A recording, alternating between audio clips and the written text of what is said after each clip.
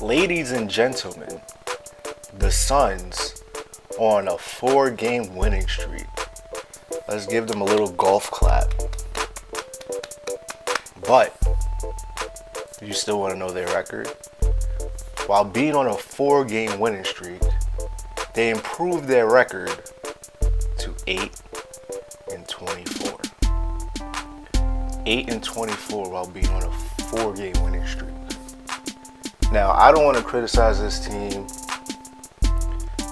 and kill this team so much because they are making improvements, but that stat right there of being 8-24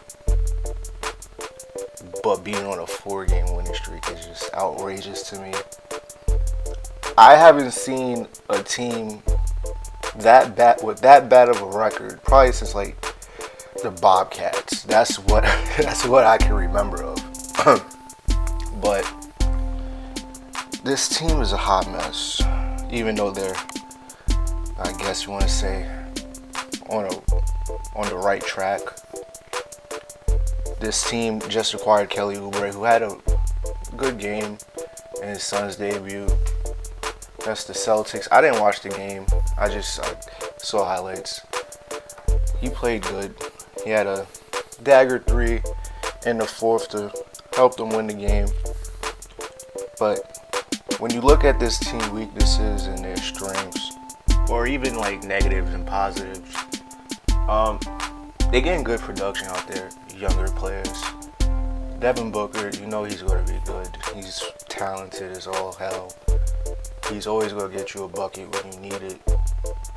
You would want to see more aspects of his game improve and grow, but if all else fails, you got yourself a scorer.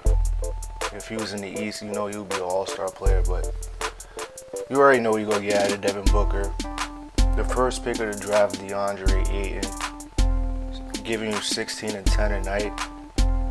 And you could put it like this. He was the first pick of the draft, and is probably the most underrated rookie. Like, if you really sit down and think about it, who's really talking about DeAndre Ayton this season? It could be, because the Suns are garbage, but so are the Hawks. And you hear a lot of Trae Young talk. You already know you hear a lot of Luka Doncic talk. But the first pick in the draft, usually they get the most publicity and the most hype, from seasons past, except like even Markelle. I was going to say not Markelle, but even Markelle, even because of his shoulder problems and stuff like that, he got more attention without even being on the court than what DeAndre Ayton is getting now. And I really can't find a reason why that is happening, because he's been playing really good this season. And if you look down the roster even more, Mikal Bridges has been playing solid. I don't know about Josh Jackson.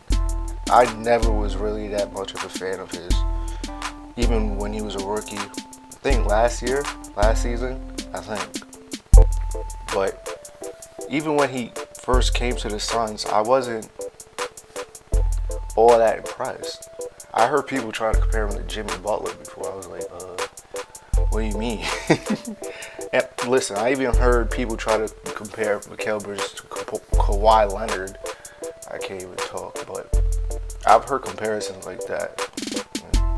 Those is outrageous too, but at least Mikal's producing. Josh Jackson most times is not even getting on the court.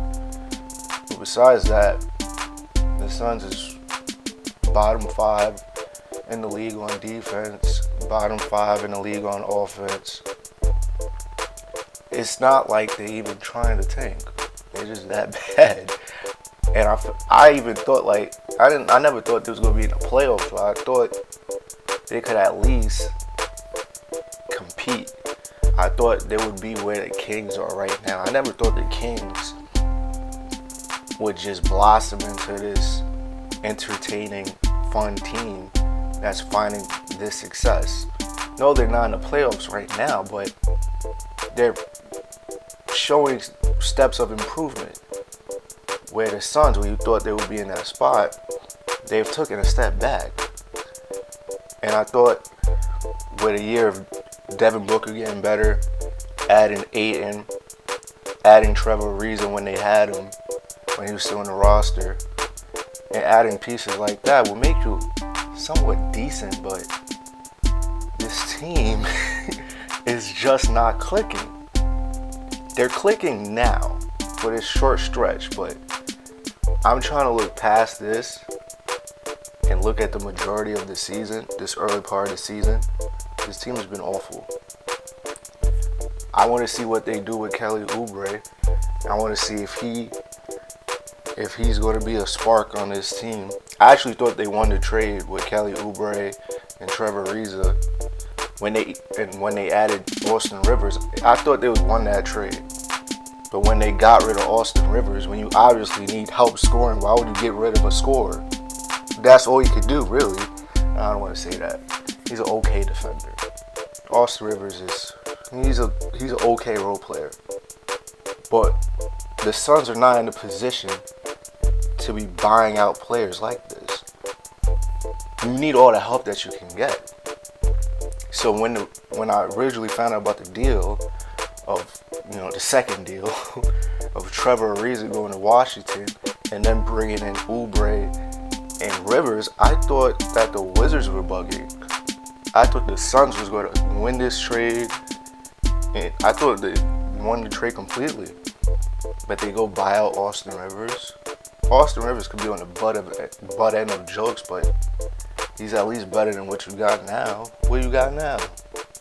Exactly. Nobody. If all else fail, who's your point guard? You trying to have Devin Booker run your point. He's not a point. They said they're trying to plug him in those James Harden spots. Devin Booker is not James Harden. They're two completely different players. Just because one player is finding success in that area of basketball doesn't mean somebody else is going to have that same success also. They're two different players. You could just stick Austin Rivers at the lead guard spot. No, it's not great, but it's better than, what's his name, Eli Okbo. He's not a bad player, but come on now. This team is a hot mess. But again, I want to give him credit for this 4-game winning streak and improving to 8-24 as of, what is today? As of December 20th, 8-24. I don't know how long this is going to last. For all I know, this could be their only 8 wins of the season. And it looks like they're going to take on, well, not take, they're just going to suck, continue to suck until June and the NBA draft. And they pick up Zion, which they should, or RJ Barrett.